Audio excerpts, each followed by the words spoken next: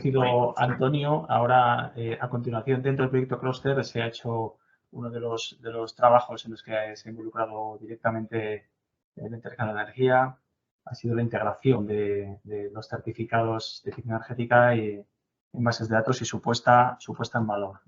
Entonces, bueno, esta presentación la va a realizar Adrián Fernández, que es compañero del EREN. Él es graduado en el máster de arquitectura de la Escuela Técnica Superior de Arquitectura de la Politécnica de Madrid. Es técnico especializado en eficiencia energética en el sector de la edificación y bueno, desarrolla su vida laboral como profesional liberal de arquitectura y actualmente pues, compagina ese puesto de profesional liberal también como técnico de proyectos de eficiencia energética aquí en el EREN, directamente en el proyecto Cluster. Y cuando quieras, Adrián, adelante.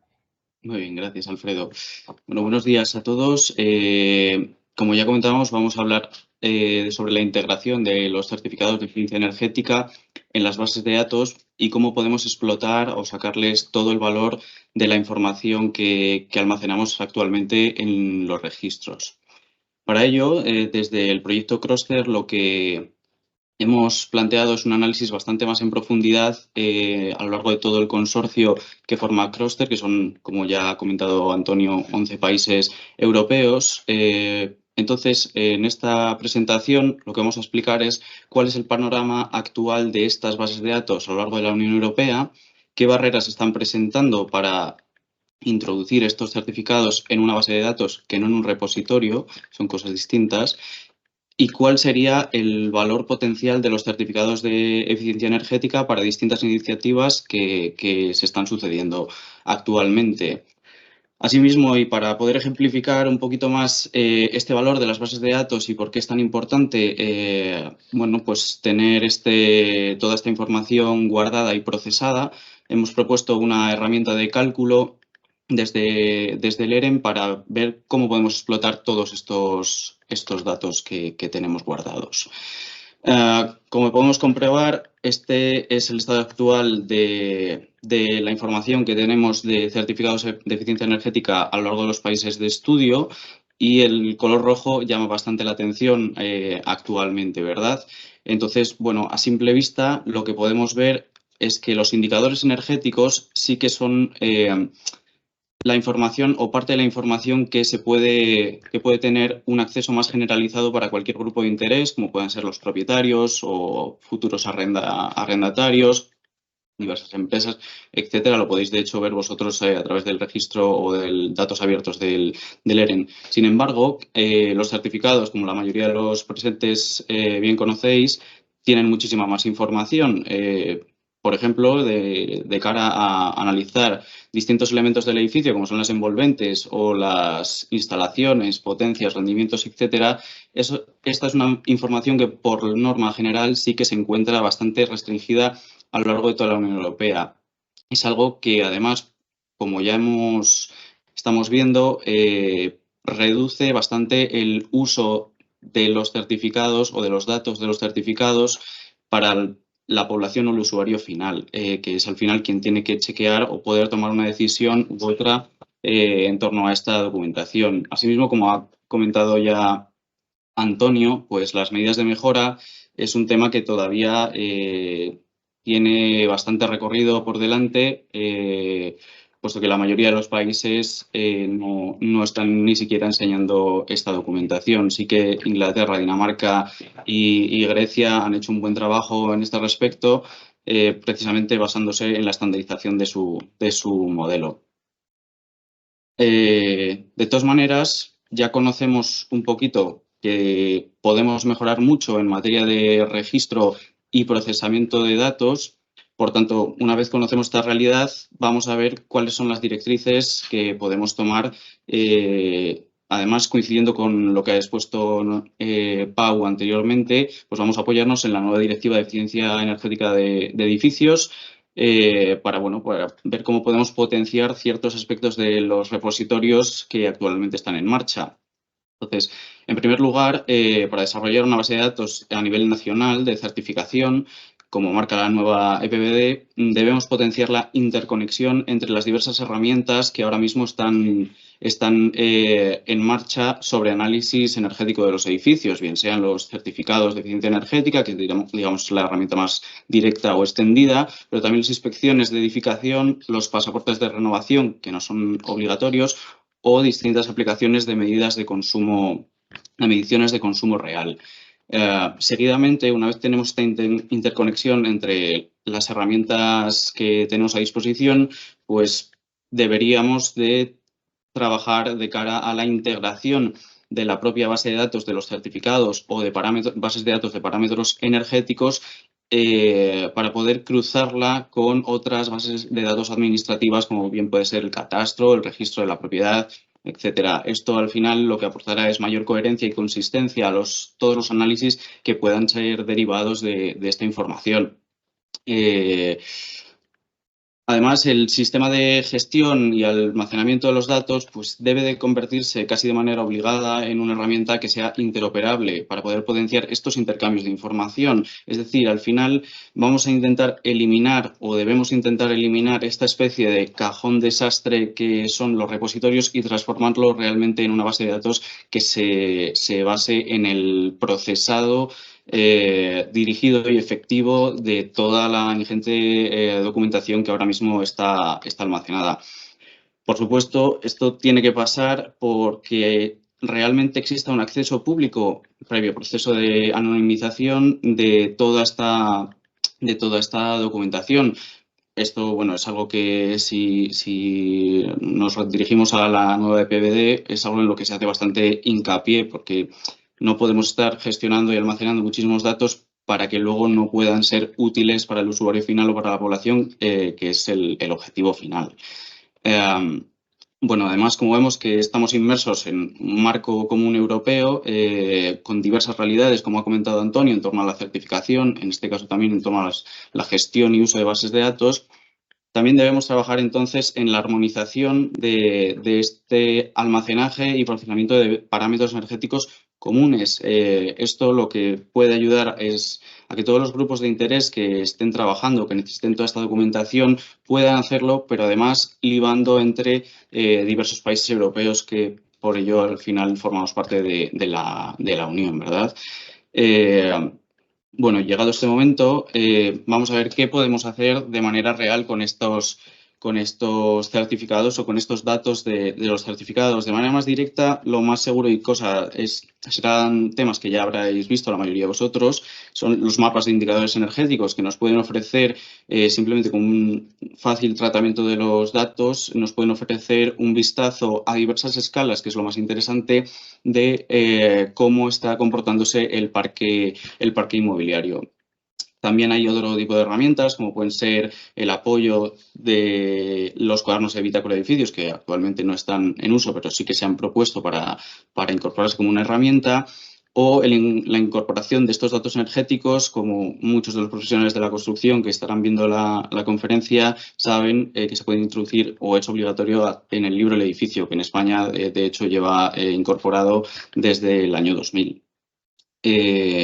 Además, bueno, pues puede servir para ser un apoyo o un complemento a otro tipo de herramientas como las que ha comentado Pau con anterioridad, en este caso el Smart Readiness Indicator, que bueno, es un indicador de inteligencia de los edificios, ¿verdad?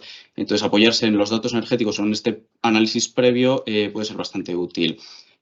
Otro de los puntos pues será un apoyo a las ventanillas únicas. Por ejemplo, esto es lo que más puede traducirse en un beneficio o en un uso real del certificado por parte de la ciudadanía. Podemos encontrar distintos tipos, no de ventanillas únicas, pero sí de organizaciones de apoyo al consumidor, por ejemplo, como la red OAR del Consejo Superior de Arquitectos de España, que bueno, es simplemente una red de apoyo técnico para todo aquel que necesite bueno, pues, asesoramiento en materia de energía o rehabilitación. Como último, seguramente a día de hoy lo más directo para el uso de las bases de datos son los planes locales de renovación o los planes de acción para el clima y la energía. Todo este tipo de estrategias a mayor escala, que es lo más interesante, por supuesto deben de partir de una buena planificación y no pueden hacerlo si no tienen una base de datos que sea solvente y que no produzca demasiados errores o desvíe la atención. Entonces, bueno, esto serían los potenciales más directos que podíamos conseguir, digamos, con poco trabajo a día de hoy. Ya pasando al ejemplo, al caso práctico que hemos desarrollado en el EREN, pues vamos a ver cómo tenemos que tratar esta información, pero de una manera ya real. Tenemos muchos datos en muchas administraciones públicas que son datos accesibles para todo el mundo. Entonces, bueno, vamos a ver cómo podemos interconectar todas estas herramientas. En este caso, pues el ejemplo que vamos a desarrollar aquí es una herramienta de la estimación de la rehabilitación de fachadas en un municipio tipo. Lo que hacemos es utilizar la base de datos de CEREN, cruzarla con el Censo de Población y Vivienda del 2021 del Instituto Nacional de Estadística, y todo esto lo interconectamos a través del estudio de segmentación tipológico del Parque Residencial Español desarrollado por el Torroja. Entonces, bueno, como bien sabéis, muchos habréis visto nuestra base de datos, pero nuestra base de datos, que solo muestra parte de los indicadores, realmente tiene muchísima más información que podemos tratar y que podemos diseminar en algún momento. Como veis a la derecha, es un estudio de todos los consumos de un municipio concreto, en este caso explotado a través de Power BI. Todo esto lo cruzamos con este análisis o esta base morfológica que nos aporta el IDAE con un estudio nacional que se incluye dentro del RSE 2020. Y bueno, es un estudio que segmenta, como bien indica el nombre, todas las tipologías de bloque residencial en función del año y de la altura del edificio, diversas tipologías.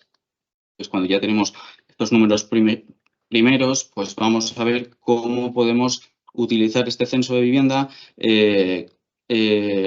a nuestro favor, digamos, ¿verdad? Entonces, lo que vamos a hacer es, con la herramienta del INE, hacemos un filtrado del tipo de vivienda según el tipo de edificio, el régimen de tenencia, que en este caso es propiedad, alquiler u otro tipo de regímenes, y el número de plantas sobre rasante. Filtrado o discretizado a través del año de construcción. El INE, que es una herramienta realmente potente, nos aporta unos datos que extraeremos y filtraremos. Esto nos aporta el censo de vivienda real. Entonces, la herramienta del EREN simplemente propone, esto es un ejemplo de las viviendas en propiedad, pero propone que extrayendo de manera sencilla del INE y filtrando esta información, obtenemos ya un censo de viviendas que luego cruzaremos con los datos extraídos del EREN, ¿no? De manera más centrada, pues nosotros lo que hemos hecho es hacer un censo del tipo de combustibles utilizados en el sector residencial, en este caso de viviendas individuales en bloque, que es el certificado por excelencia, digamos, que se está registrando, y nos aportará ya esto pues diversos análisis que vamos a ver a continuación. El primer análisis que realiza la herramienta de manera automática es el análisis de la intensidad constructiva que se ha venido dando en el municipio. En este caso, vemos que el municipio de análisis tipo que vemos en pantalla, pues tiene una intensidad constructiva desde los 60 hasta el 2010 bastante intensa, que obviamente después de la crisis española pues cae en picado la tipología de vivienda de nueva construcción, vamos. Y además, lo que nos puede devolver es cómo ha venido sucediendo también la evolución de la construcción en altura. Esto nos parece bastante interesante poder plantearlo de cara a diversas estrategias de renovación del parque inmobiliario. Tenemos que saber cómo están conformados estos barrios, cuántas alturas tienes, porque, por supuesto, no es lo mismo intervenir en un bloque de viviendas de 3 alturas que en uno de 10, ¿verdad? Seguidamente, bueno, nos devolvería un análisis de la edad del parque construido, que, como bien sabemos, es algo bastante conocido, que es un parque inmobiliario muy envejecido el español. En este caso, lo hemos hecho con los 12 municipios principales que hemos analizado de Castilla y León, y vemos que no nos sorprende que más del 46% tiene un censo de edad de más de 43 años. ¿Qué quiere decir? Que prácticamente la mitad del sector residencial de vivienda en bloque que se ha construido en Castilla y León ha agotado o está a punto de agotar su vida útil teórica. Por supuesto, esto no quiere decir que los edificios estén en un mal estado de manera directa, pero sí nos da un pequeño previo análisis de que si no se produce un proceso rehabilitador, pues vamos a tener una situación un poquito complicada de cara a patologías o faltas de confort. Lo hemos cruzado esto también con un segundo estudio en paralelo que hemos hecho sobre las bajas de los certificados por actualización en el 2023 para ver realmente si se está produciendo estas tasas de renovación. Y vemos que simplemente el 6%, casi el 7% de certificados inscritos en el 23 son bajas por actualización de certificados existentes, de los cuales de ese 6 y pico por ciento solo el 48% mejora la letra y además simplemente mejoran, hacen un pequeño salto entre E, D, D, C de manera generalizada. Por tanto, la ola de renovación en Castilla y León podíamos intuir que está produciéndose de manera bastante más lenta de lo esperado. También bueno, nos devuelve diversos análisis sobre las envolventes en esta tipología edificatoria que se ha analizado a lo largo de la construcción, de los años de construcción y en función de las diferentes alturas. Como vemos, bueno, las fachadas, como era de esperar, son el porcentaje más alto. En este caso, en el municipio que se ha estudiado o que se pone como ejemplo, son el 34% de las superficies de envolvente térmica, que suponen prácticamente 5,5 millones de metros cuadrados de envolvente de fachada. Por tanto, esto ya no solo es como un análisis previo a lo que hay que rehabilitar, sino que puede ser un apoyo también a las empresas que se dediquen a la rehabilitación o a la construcción. Saber cuánto queda por hacer puede abrir un mercado o potenciar un mercado que actualmente bueno, se viene haciendo de manera individualizada, motivado por subvenciones, etcétera, pero se hace de manera lenta y no se sabe cuánto queda por hacer de manera cierta. Ya el último paso sería qué queremos proponer, ¿no? Con esta estimación. Ya sabemos las fachadas, los tipos de combustible, tenemos un censo de cuál es, digamos, la distribución del uso de los combustibles en Castilla y León. No he puesto la imagen porque ya se me hacía muy larga la presentación, pero bueno, no sorprenderá a nadie que en torno al 93% del combustible consumido en el sector residencial es combustible fósil, especialmente gas natural. Entonces, bueno, la propuesta que vamos a hacer es una intervención en las fachadas de los municipios de estudio, en este caso son los 10 municipios principales de Castilla y León, que serían las capitales de provincia y Ponferrada, y vemos que esto, bueno, pues supone cerca de 400 y pico mil viviendas, ¿no? Pero cuando analizamos un poquito más los datos, vemos que de los 60 al 2010 es realmente el grupo en el que nos tenemos que enfocar porque es prácticamente el 90% del parque que se ha construido o que queda construido a día de hoy. Otra cosa importante, otro dato importante con el que podemos cruzarlo es con los datos de vivienda. Más o menos hemos hecho una estimación a través del INE también de que el grupo de personas que habitaría estos bloques de viviendas, que además decimos que están bastante avejentados, que no en mal estado, pero avejentados o con deficiencias de confort y aislamiento, está en torno al 38% de la población que habita en toda Castilla y León. Por tanto, plantear una rehabilitación integral de estas fachadas pues puede ser bastante interesante, sobre todo de cara a mejorar las condiciones habitacionales de la población castellano-leonesa.